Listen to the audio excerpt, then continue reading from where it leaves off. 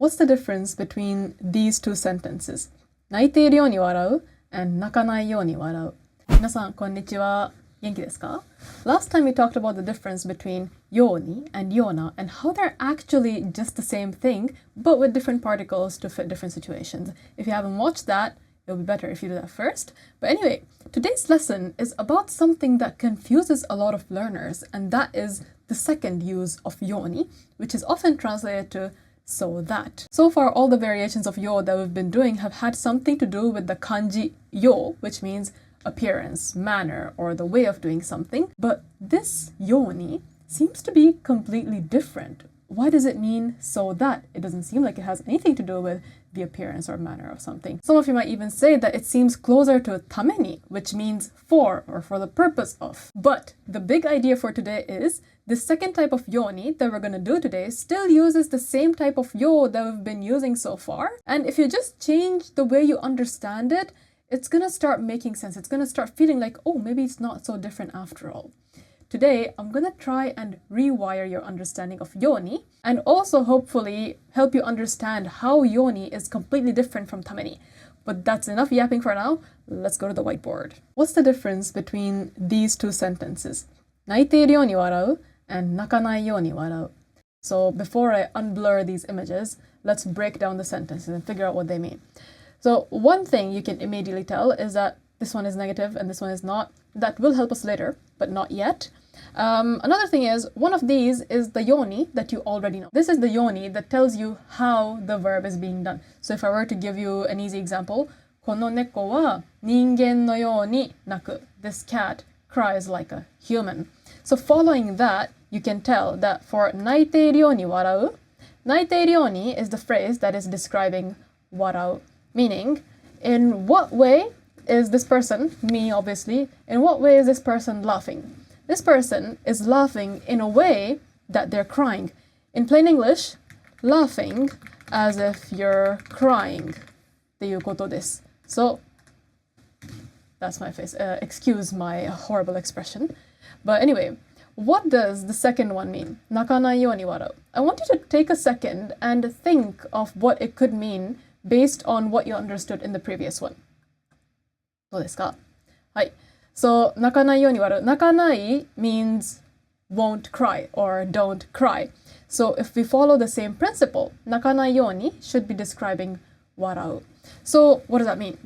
This means this person is laughing in a way that they won't cry.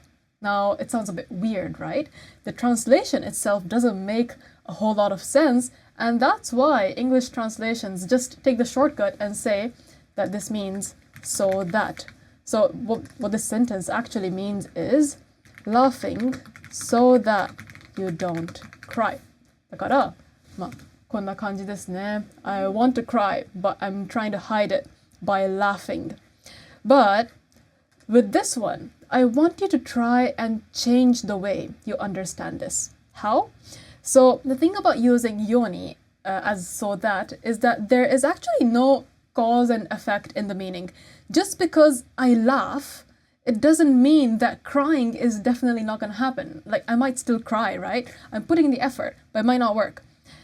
Yoni only describes the way that you're doing something. This is how it connects with the original yo that we've been talking about. And here, yoni is describing the way I'm laughing. I am laughing specifically in a way that I wouldn't cry. Crying is something I'm actively trying to avoid.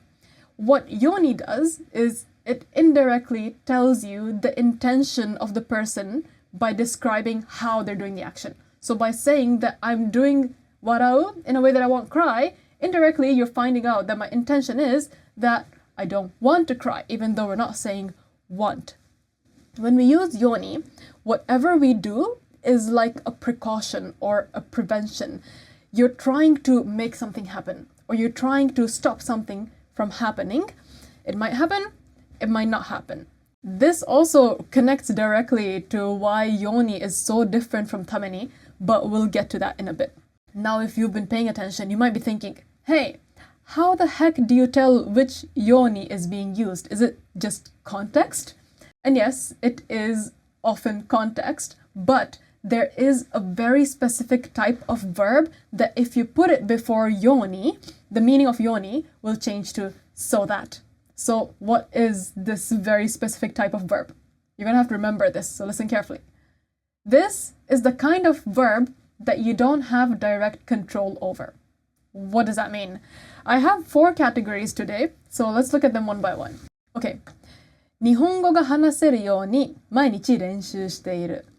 はい、この人は練習していますね。This person is practicing Japanese. In what way?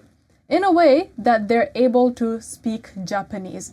So, one category of verbs that you can definitely use with yoni is the potential form. So, 話せる. Because being able to do something is not fully under your control. There might be so many factors that prevent you from being able to do something. That's why the potential form usually works with yoni. 次です。子供が喜ぶようにキャラ弁を作った。皆さん、キャラ弁知っていますか? It's short for character bento. So, Japanese mothers, they put in hours and hours to make these character bentos. 子供が喜ぶように for their child's happiness. So, in what way did this mother make the character bento? In a way that the child would become happy. That was her intention while making the bento.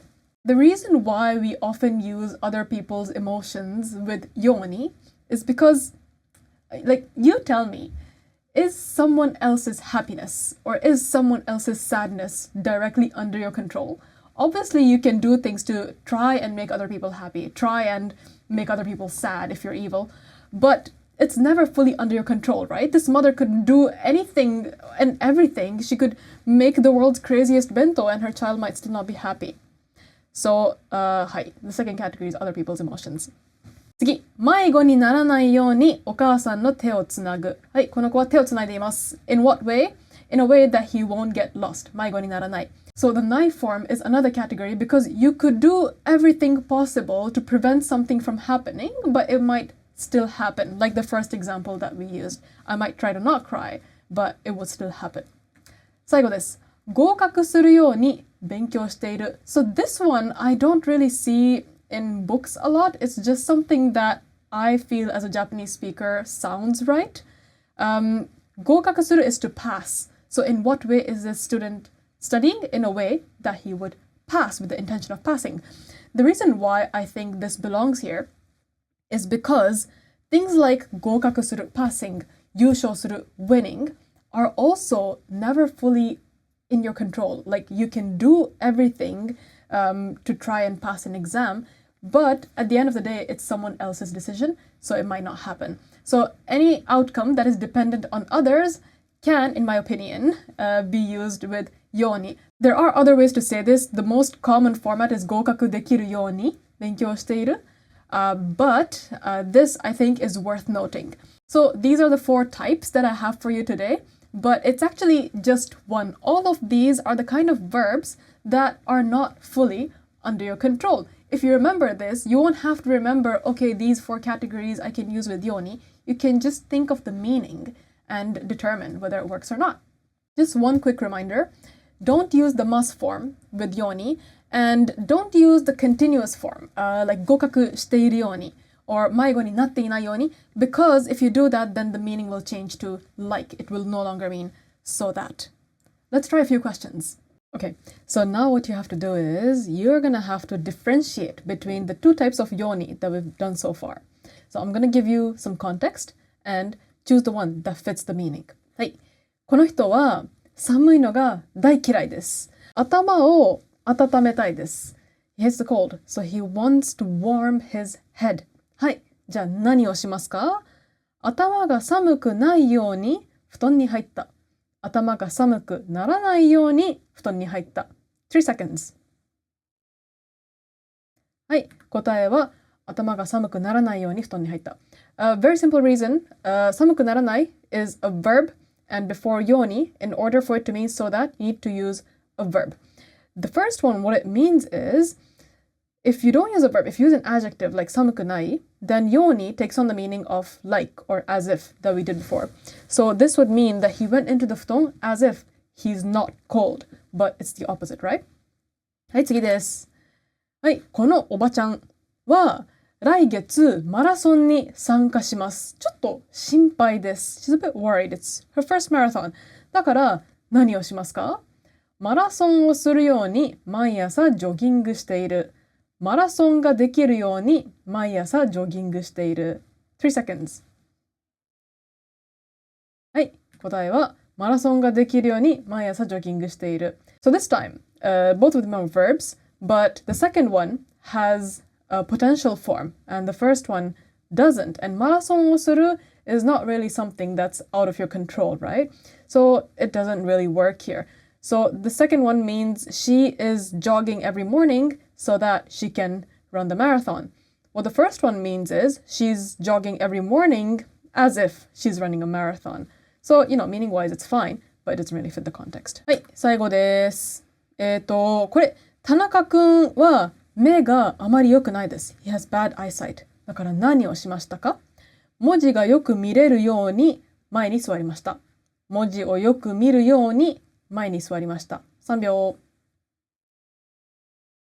はい、答えは文字がよく見れるように前に座りました。Because before ように we have a potential form, and for the second one, there is no potential form.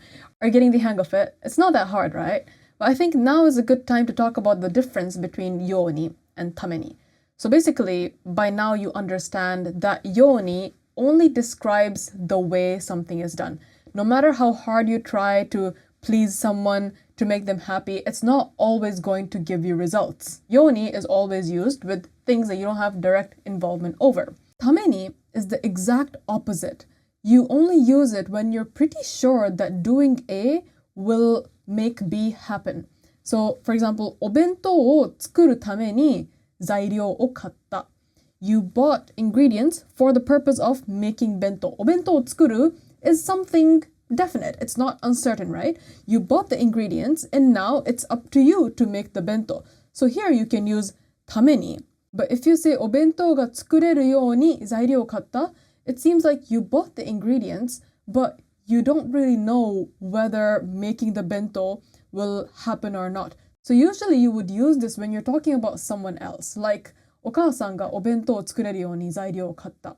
I bought ingredients so that my mom can make the bento.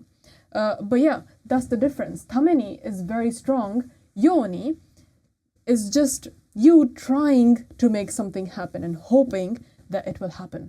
わかりましたか？ I think there are plenty of videos on the difference between ように and ために on YouTube. But if you also want me to make a video, then please let me know. 今日はここまでです。That's all for today. お疲れ様です。